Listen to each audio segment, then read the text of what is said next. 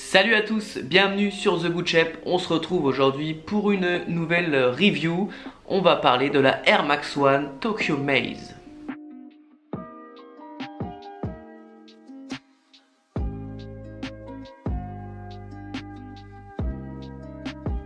Donc la Air Max One Tokyo Maze, elle fait partie du programme Nike On Air que Nike a mis en place l'année dernière il me semble. Donc Nike a donné la possibilité à 6 créateurs à travers le monde de tout simplement designer une paire.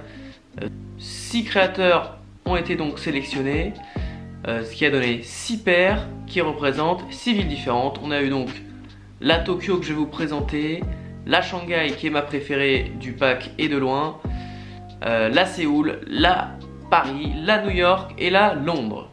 Voilà, donc c'est sorti le 13 avril dernier pour 5 de ces 6 paires et la Tokyo a été décalée au vendredi d'après. Donc avant de vous montrer la Tokyo Maze, rapidement je vous donne mon classement de mes paires par préférence. En premier c'est la Shanghai, vraiment que j'ai trouvé exceptionnelle mais qui était à mon sens la plus difficile à avoir, et je me demande même s'il y avait autant de quantité sur celle-là que sur d'autres, tellement j'en ai peu vu en plus à la revente. Ensuite la Tokyo, que je trouve vraiment très réussie, on va le découvrir ensemble.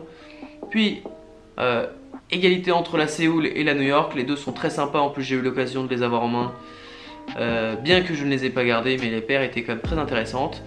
Ensuite la parisienne de Lou Materon, paire aussi intéressante mais avec un design quand même très affirmé qui ne plaît évidemment pas à tout le monde. Et en dernière position, celle que j'ai pour le coup le moins aimée, c'est la paire qui représente Londres et qui était vraiment beaucoup trop colorée. Mais ce qui nous intéresse ici, c'est donc la Air Max One Tokyo Maze et on passe tout de suite à la présentation de la boîte. Ça va être très rapide car c'est une boîte toute noire, pas d'intérêt particulier, avec une petite écriture Nike On Air sur le dessus et un petit papier de soie. Petit papier de soie qui reprend les écritures des différentes bulles. Donc voilà, une boîte qui diffère, on va dire, des boîtes classiques et qui n'est pas non plus extraordinaire. Ce qui nous intéresse, c'est donc la paire, et voici la petite beauté. Donc c'est la seule Air Max One du pack. La Air Max One étant ma paire préférée, elle m'a tout de suite enfin non, elle m'a pas tout de suite attiré. Parce que bon, c'est vrai qu'elle a un look un peu particulier, un upper un peu labyrinthe, pas un peu d'ailleurs, un upper complètement labyrinthe, et elle était fournie de base avec des lacets que je vais vous montrer, des lacets multicolores, voilà, que je trouve tout simplement affreux. Voilà, je n'aime pas du tout ces lacets,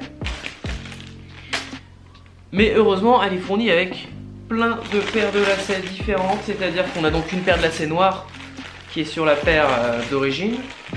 On avait aussi une paire de lacets un peu en digicamo qui reprend les couleurs de la paire, donc blanc, noir et rouge. Une paire de lacets rouge et une paire de lacets blanche.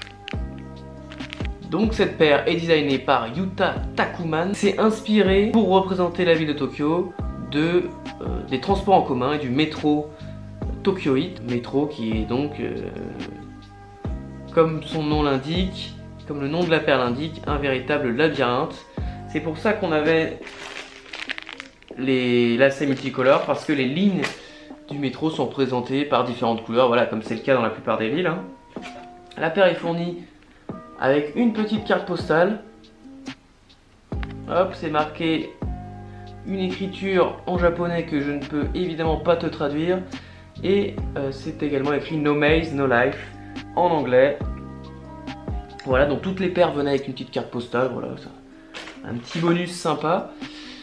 Donc le upper est en cuir, qui semble être du vrai cuir d'ailleurs, c'est assez rare pour le signaler, avec une semelle d'usure noire, une semelle extérieure translucide avec l'écriture Tokyo Maze en rouge. On retrouve également du rouge sur l'inscription Nike Air qui est brodée à l'arrière. Du rouge sur le patch, puisqu'il y a un patch détachable Hop, je vais essayer de vous le montrer un peu mieux. Ici même, bon, je vous ferai des gros plans.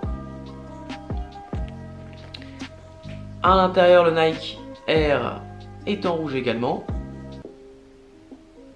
Et spécificité de la paire, on a le pied droit qui est majorité de noir. Et le pied gauche qui a une majorité sur son upper de blanc. Voilà. Donc c'est à dire que là la languette est blanche. Le lining intérieur est blanc. La semelle intérieure est blanche. Et là c'est l'inverse. Je vous mets les deux. Voilà, même au niveau de l'impression, on a une impression qui est plus blanche, une impression qui est tout simplement plus noire, voilà. Donc c'est un petit détail qui est, je trouve, assez intéressant. Donc comme je l'ai dit, il y a également des patchs qu'on peut mettre sur la languette. Je vais montrer vite fait. Puisqu'on avait tout simplement le drapeau du Japon. Un petit rappel des lignes de métro qui matchent avec les lacets multicolores. Et un petit patch Tokyo Maze avec l'écriture Air Max dessous. Voilà. Donc globalement, ce qu'on peut dire au niveau de la paire, c'est que c'est certainement le meilleur rapport qualité-prix sur une paire de Air Max que j'ai vu depuis un petit moment. Donc là, une paire qui est quand même originale, fournie avec plein d'accessoires, puisque en tout il y a 6 paires de lacets, 4 jeux d'étiquettes, la petite carte postale, plus le fait d'avoir une paire quand même un peu originale qui sort du lot, en cuir. Sont très bons d'ailleurs. Bah vraiment c'est très rare d'avoir voilà, un rapport qualité-prix comme ceci. Tant mieux, voilà, faut le dire, quand aussi les prix sont pas trop abusifs. Donc qu'est-ce qu'on peut dire d'autre? Donc la couleur rouge symbolise la fameuse tour de Tokyo qui s'est inspirée de la tour Eiffel. Voilà, un petit détail de plus qui fait écho à l'architecture de la ville. En termes de quantité, pour tout ce qui est du pack Nike On Air, il y a eu quand même beaucoup de quantité. Honnêtement, sur 6 paires, j'ai pu en cop 3.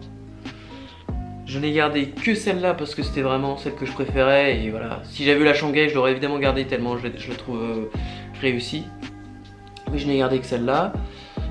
Il y a malgré tout des gens qui effectivement n'ont pas réussi à avoir leur paire parce qu'il y avait aussi quand même une certaine demande. Pour ce qui est du prix resell, on tourne à un prix plutôt correct. Hein.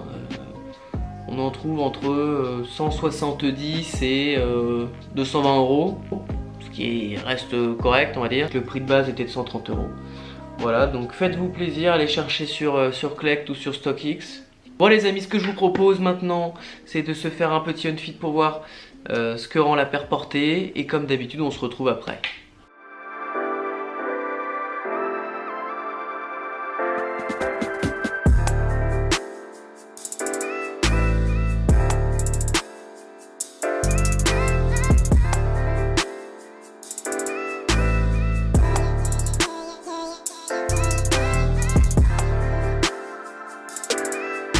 Voilà les amis, j'espère que la review vous a plu.